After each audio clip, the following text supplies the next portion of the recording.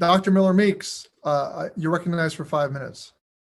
Thank you so much, Chair Takano. Mr. Secretary, thank you for being with us today. I was very pleased in your early testimony that you mentioned the Vet Tech program, and I'm planning to introduce a bill with Representative Kai Kalehi, who is also a military veteran, that would expand funding for the popular Vet Tech program that trains and places veterans into employment in the IT sector.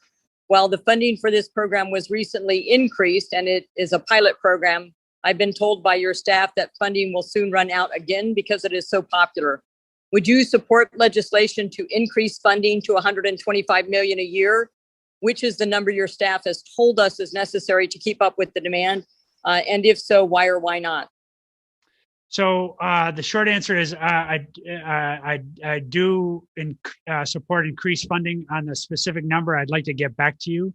But the fact of the demand is, again, is good evidence here that that the program is working. But again, I want to make sure that we're getting out of only measuring the inputs, i.e. what we invest in, and making sure that we're also measuring outcomes. And so what I'd like to do is just take the question and make sure that I can come back to you consistent with that philosophy to make sure that we're not asking for money that is not proven to be working, notwithstanding the demand, by the way, which is obviously the first most important signal. But I want to make sure that I want to make sure I'm staying true to my philosophy.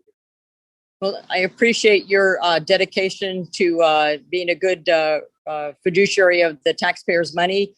We too have similar thoughts. I'm a member of the Wapello County Board of Veterans Commission, and it is a very popular program. Yeah. And my understanding is that in its short life, that there are already 1,500 veterans who have secured jobs of an average of $62,000 a year, which, given the short-term training and the benefits, I think that it has for mental health, as we've talked about, are exceptional. Yeah. So is that also your understanding of the number of? It is my understanding, and among the various pilots that we're testing right now, it is among the highest performers. So there's no question about that. Thank you so much. I also appreciate the Veterans Administration guidance for a claims processor to reschedule a disability exam if the veteran has been a no-show. Being a physician, I know how costly no-shows are to your clinic and to your schedule and to the backlog. And we know that the backlog increased during the pandemic, which is understandable. On Tuesday's DAMA meeting subcommittee hearing, the VFW reported that in some cases, contract vendors don't have accurate information for the veterans to contact them, which causes them to miss exams. As a result, the exam inventory increases even greater than what one would anticipate during the pandemic. And the examination has to be rescheduled or reordered, and they have difficulties contacting the veteran. Is Vet Text, which is the VAHA's administration text appointment reminder system, is that available for disabilities exam? And is the VA working with the vendors to expand this capability to contract disability exams and reach veterans? It's an excellent question, and as I understand it, it's currently not available for exams, but given the success in its use for scheduling on vaccinations, we are looking at expanding it. So let me take that one for action and come back to you on it.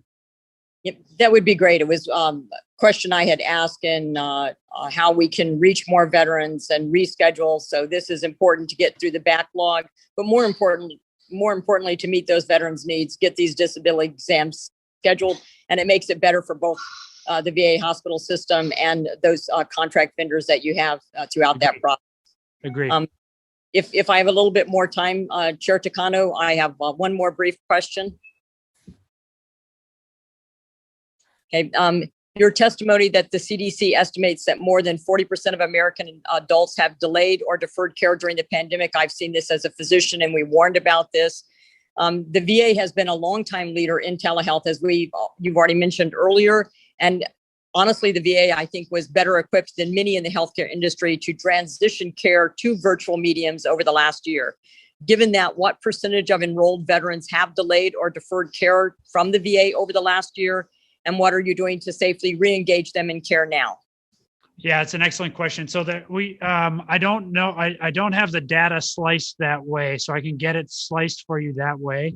What we know is there's 20 million of individual appointments that were changed or delayed. In about 96% of those cases, we've been in touch with the individual vet to make sure that we've found a way to address that the delayed appointment or concern. And in fact, actually performance on emergent care during the course of the pandemic has kind of even outperformed performance pre-pandemic. I think we were able to get emergent cases addressed within something less than a day and a half, which is, I think, pretty high performance. The thing that we're worried about, and which we don't have a good handle on a specific number, it is a version of the CDC number, but the number of vets who just forwent a checkup or something that we weren't able to, that wasn't scheduled in the first instance. So they didn't follow through on it. And so that's why the flexibility that comes with the ARP money is so critical to us. But we've chopped this data up a couple of different ways. So let me make sure we come back to you in a way that helps you get your head around the way we have tried to get our head around how big this lump of care coming through the system could look like in the kind of the bands of what we expect.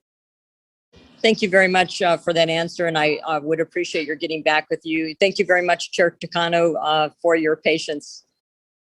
And I yield back my time.